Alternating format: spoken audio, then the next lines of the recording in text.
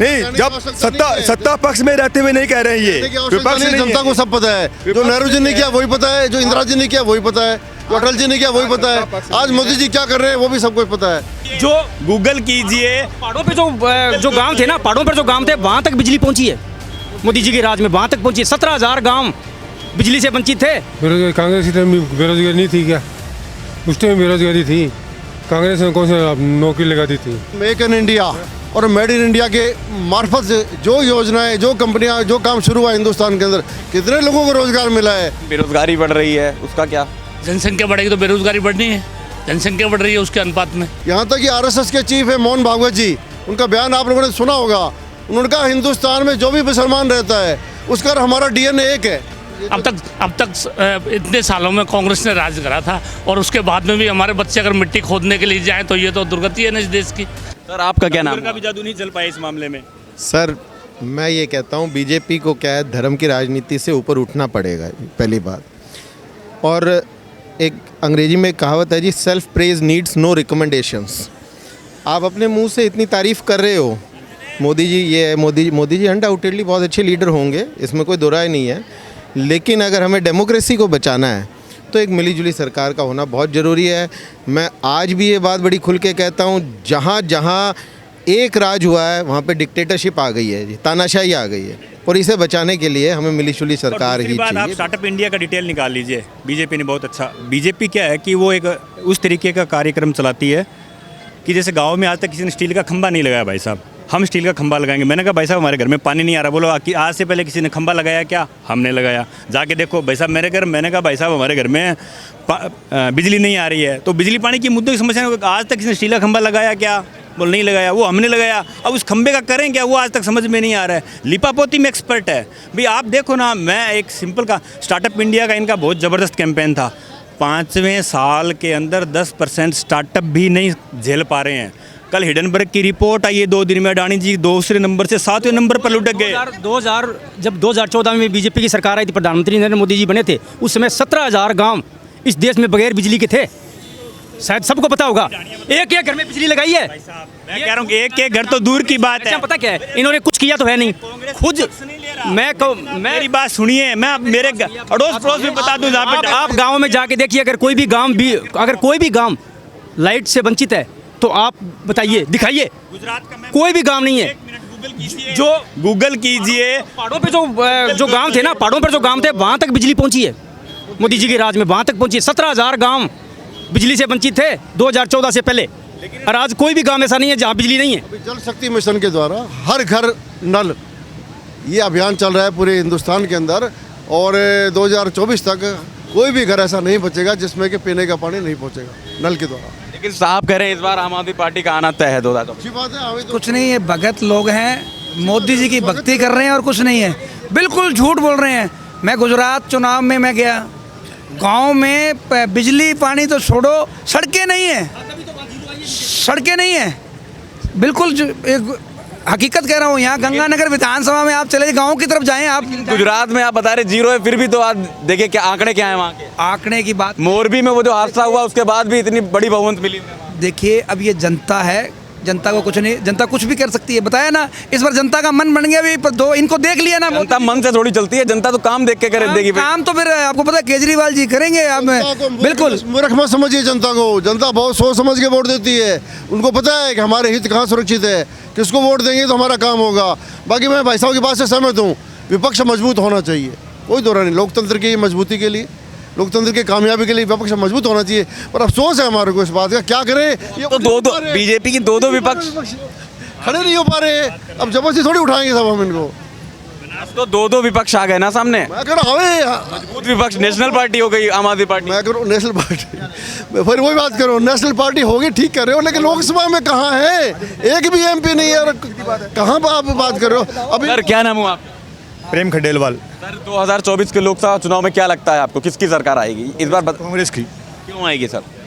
क्योंकि बीजेपी के सरकार में 8 साल में जितनी महंगाई हुई है, जो वादे मोदी जी ने किया, एक भी वादा पूरा नहीं किया।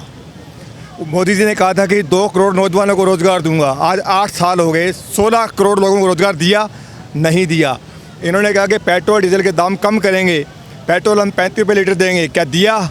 उल्टे बढ़ाया है।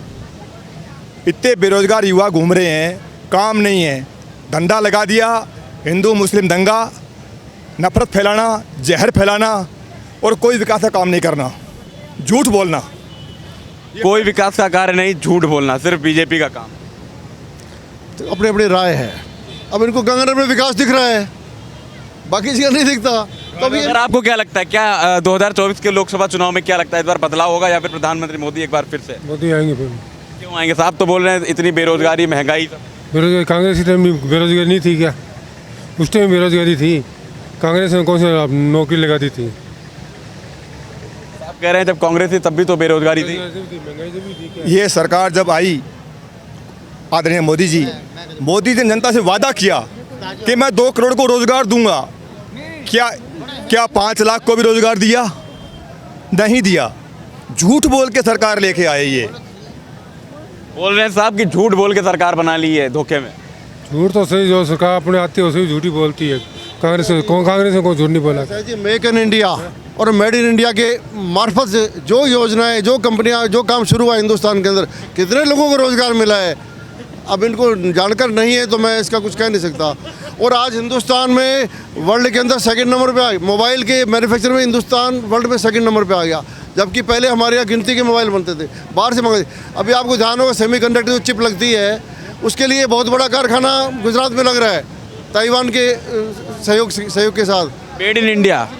आदरणीय मोदी जी ने कहा था कि जब मैं देश में आया तो हाथी सो रहा था, यानी देश में कुछ नहीं हुआ। अगर देश में कुछ नहीं हुआ तो ये रेलवे कैसे प्राइवेट हो गई, ये LIC, आपका जो ये एयरपोर्ट, ये सारे प्राइवेट दे दिए गए हैं। ये आम जनता की सुविधा थी। जो सरकारीकरण था ना, उसको निजीकरण करके महंगाई को बढ़ाया है और निजी लोगों के हाथों में देश सौंप रहा है। ये लोकतंत्र खतरे में आ रहा है। जो पॉजिटिव पॉइंट्स गिना रहे हैं उन पर क्या कहना है आपका? जैसे मेड इन इंडिया, जैसे बढ़ावा मिल रहा है देश को, इस बार G20 की अध्यक्षता मिली है जिस तरीके से। क्या पॉजिटिव के रूप में कभी मोदी जी ने कहा है कि नेहरू जी ने भाखड़ा बांध बनवाया? क्या मोदी जी ने कभी कहा है कि देश में एयरपोर्ट नेहरू जी लेके आए? क्या कहा है अभी IIT? क्यों ही कहेगा विपक्ष? कौन सा विपक्ष कहता है? आज सत्ता में है, कांग्रेस वाले भी नहीं कहेंगे कि मोदी जी अच्छा कर रहे हैं। आज सत्ता में है तो क्या कभी कहा उन्होंने कि पूर्व के प्रधानमंत्रियों ने काम किया? कभी नहीं कहेगा ये।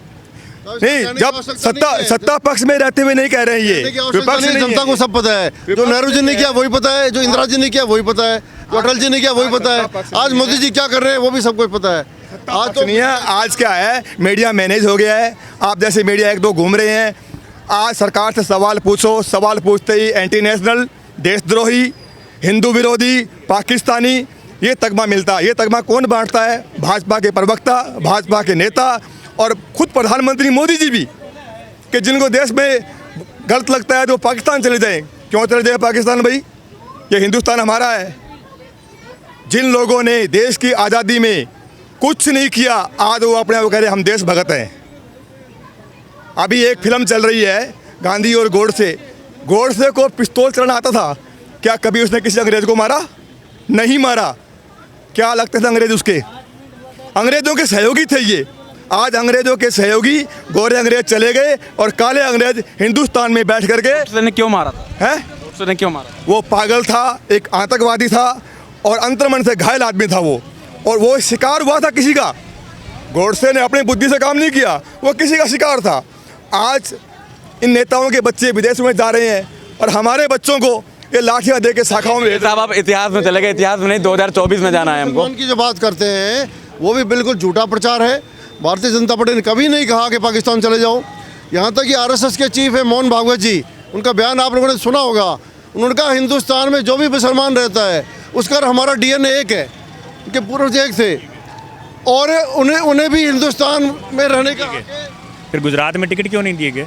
आज तक एक भी मुसलमान को भारतीय जनता पार्टी ने MLA और MPs के ना गुजरात में सिखा करो कल गुजरात में दिए और ना यूपी में दिए। कल त्रिपुरा में दो मुसलमानों को कल टिकट दी त्रिपुरा के अंदर। थोड़ा अपडेट करो। अपनी कह रहे हैं। सर आपका क्या नाम? जगराम गुजर। सर क्या लगता है 2024 के लोकसभा चुनाव नजदीक है, मोदी जी एक बार फिर से आने चाहिए या फिर बदलाव? बदलाव तो नहीं होना चाहिए, अभी तो मोदी जी आने चाहिए सब। और प्रकृति का नियम है कि बदलाव तो होता भी रहेगा। लेकिन यहाँ पर लोग कई सारे आरोप लगा रहे हैं कि कोई काम नहीं हो रहा, बेरोजगारी, महंगाई सारी बढ़ती चली जा रही। बदलाव ये पक्ष विपक्ष है, सब करता रहेगा। महंगाई तो बढ़नी। अगर आप तो 1000 कमाओगे, उस दिन 100 कमाते, अभी 1000 कमाते तो महंगाई तो बढ़नी है। लेकिन बेरोजगारी बढ़ रही है, उसका क्या? जनसंख्या बढ़ेगी तो बेरोजगारी बढ़नी है, जनसंख्या बढ़ रही है उसके अनुपात में। आप कह रहे हैं जनसंख्या बढ़ेगी तो बेरोजगारी तो बढ़ेगी। देखिए, अब मोदी जी का ये प्रोपेगेंडा है कि जनसंख्या नियंत्रण कानून लगाएं। जब 370 धारा ख़त्म कर सकते हैं और RCCA लगा सकते हैं और अन्य, तो 2 जनसंख्या नियंत्रण कानून भी लगा देना। कुछ नहीं है, ये डरा रहे हैं हिंदुओं को। भाई अगर हम नहीं रहे तो यहाँ सारा का सारा एंटी पार्टी ले जाएगी। ये डराने की राजनीति करे, हिंदू मुस्लिम की राजनीति करते हैं और देश में बड़ी ही गंदी राजनीति चल रही है और ये जहर घोल रहे हैं, आपस में भाईचारों को लड़ा रहे हैं। इस देश को आज़ाद कराने के लिए हिंदू मुस्लिम और सिखों ने मिलकर अपनी बरदानी दी है, लेकिन ये लोग अब ये भूल गए हैं। ये इतने अहंकारी हैं कि दूसरों को भालू और बंदर समझते हैं। जैसे रावण भी भालू और बंदर कहकर संबोधन करता है राम और उसकी सेना को। इनको ये नहीं पता कि आने आप कह रहे हैं कि धर्म की राजनीति करती है बीजेपी, बस उसके नाम पर वोट का। हर आदमी का अपना अपना एजेंडा होता है सब काम करने का। उन्होंने देश को चलाया है। अगर क्या किया बीजेपी ने जिससे आप प्रभावित? आप देखो कोरोना के अंदर क्या पोजीशन रही थी हिंदुस्तान की दुनिया में। हिंदुस्तान के लिए हिंदुस्तान सप्लाई कर रहा है विदेशों के लिए। अब तक हम दूसरों की तरफ से देखते थे शक्लें। आप देखो हर जगह पर, आपने देखो बॉर्डर पर देखो, सब चीज़ बीजेपी तो आज अभी तक तो ठीक लग रहा है, अच्छा लग रहा है। परफॉर्मर जो तो बदलाव तो होता रहता है, वो एक अलग बात है।